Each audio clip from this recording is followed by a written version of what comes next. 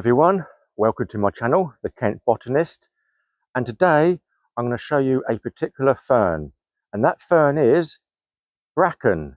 That's right, common brake, Theridium aquilinum. And I know what you're thinking, I can hear you, but Liam, this is really common. It's everywhere. I've even got it in my garden. I can't get rid of it. But today I'm going to show you bracken in a way that you may have never seen it before, or at least not knowingly seen it before. And if you're a fern enthusiast, or in particular, if you're a botanical recorder, or if you're an ecologist, it's important to be aware of it. But first of all, let's have a closer look at bracken.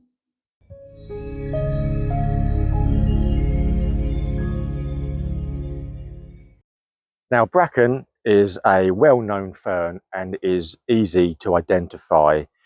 It grows from these long underground creeping rhizomes, and it throws up these individual leaves. This is in fact just one leaf. So this is the petiole, the leaf stalk or stipe, and these are the fronds.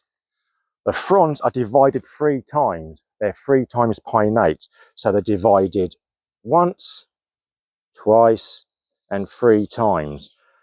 But we don't really need to go into that too much today, because it's this other form that I really want to show you that you need to be aware of. But before I go any further, what I feel I need to do is just give you a brief explanation of the fern life cycle. So this, the fern, the part that we all recognise, is the sporophyte stage of the fern's life cycle.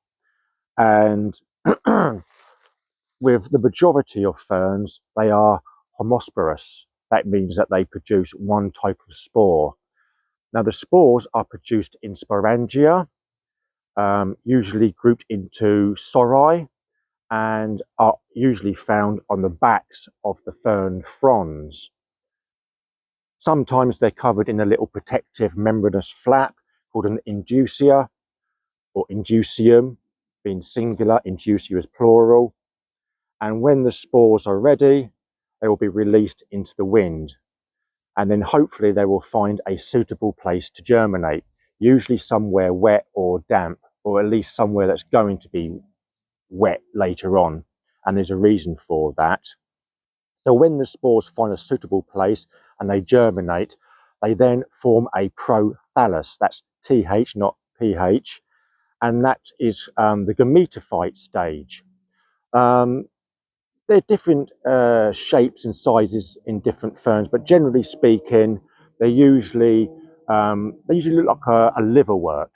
You know, they could be mistaken for a liverwort, and they're usually green and photosynthetic. And they have an antheridium, which produces the male gametes or the sperm, and they have an archegonium, which produces the female gametes or eggs. Now, it needs to be wet because the sperm is motile, so it needs to swim across. So the male sperm will swim across to the archegonium, and it will fertilize the eggs and produce a new sporophyte stage. Now, with bryophytes, you know, mosses and liverworts, the green leafy plant that you see, that's actually the gametophyte stage. The capsules that appear on bryophytes is actually the sporophyte stage. Now, ferns, once they start to photosynthesize and produce some, early roots, they become independent of the gametophyte. That normally withers away and dies, whereas in bryophytes, the sporophyte, the capsule, is dependent upon the gametophyte. With bracken, the whole life cycle of producing spores, then producing gametophytes, and then producing sporophytes is actually quite rare. And to come across sporelings, that's baby ferns, is actually quite a treat.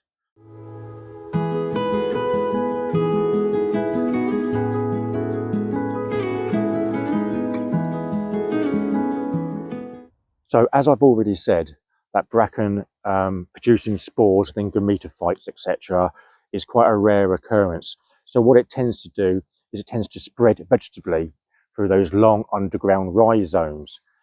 It would appear that to produce sporelings, or for the spores to actually germinate, that it needs fire. That whether or not it's dependent upon the fire or it just prefers it. But it would seem that the ash is an ideal growing starting medium for the young ferns. And where I'm going to go in a second and show you, there was a fire, and that would obviously be the ideal conditions for the young ferns to come up. So let's go and take a look. Right, as you can see, this area has been burnt in the very recent past. And as you can see, all these are young bracken plants, but these look like bracken. They've reached that stage where they are clearly and easily identifiable. So let's go and see if we can find some of the young sporelings.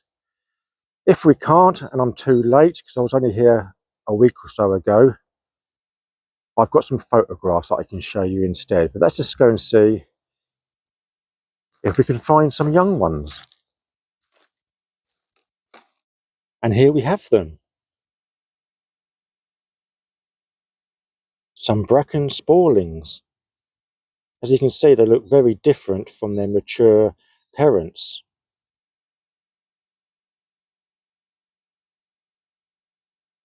Now, when these were first found, they looked incredibly like brittle bladder fern, Cystopterus fragilis.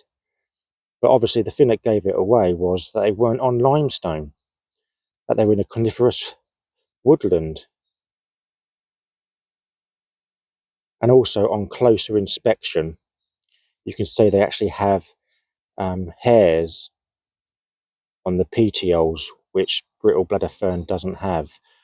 But that is my overall point here on becoming aware of the sporelings of bracken, because they can look like something more exotic or potentially rare. But once you come to recognize it, especially if you're in a right area like this where you've got like burnt areas, it is an indication that these are bracken sporelings, or at least likely to be. But aren't they cute, eh? You see, if you came across that initially, you wouldn't think that was bracken, but that is baby bracken.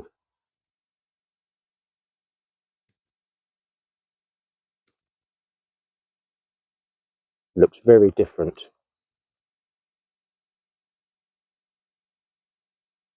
So there you have it, folks.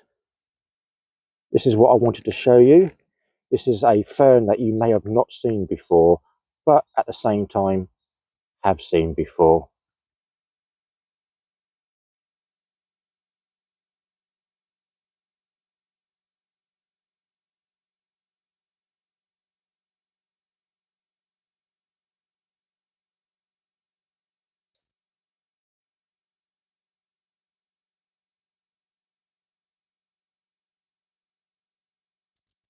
That's bracken, folks. So there you have it, good folks. That was a look at bracken, how you may have never seen it before. I hope you enjoyed the video. If you'd like to do those usual things that YouTubers ask you to do after their videos, like pollinate the like button, set seed and subscribe, that would be fantastic. And, you know, in these somewhat troubling times, remember just to stay calm and carry your hand lens. See you in the next video.